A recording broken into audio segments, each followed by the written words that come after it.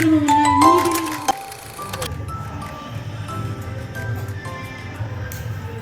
I am Parvina, taking oath in the name of God as the Chief Minister of Student Parliament 2024 to 25.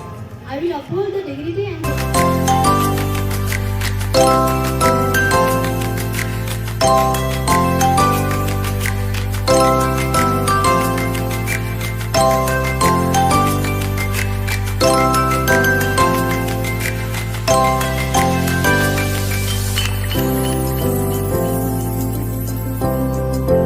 ಮೂಡಿಸುವ ವಾತಾವರಣವನ್ನು ಸೃಷ್ಟಿಸುತ್ತೇನೆ. ವಿದ್ಯಾರ್ಥಿಗಳಲ್ಲಿ ಧನಾತ್ಮಕ ಬದಲಾವಣೆ ಉಂಟಾಗುವಂತೆ ಪ್ರೇರಣೆ ನೀಡುತ್ತೇನೆ. atmosphere of discipline among us.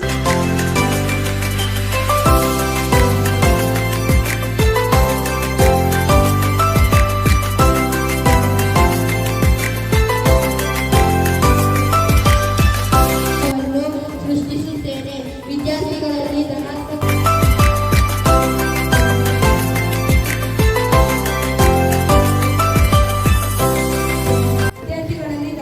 ಬದಲಾವಣೆ ಉಂಟಾಗುವಂತೆ ಪ್ರೇರಣೆ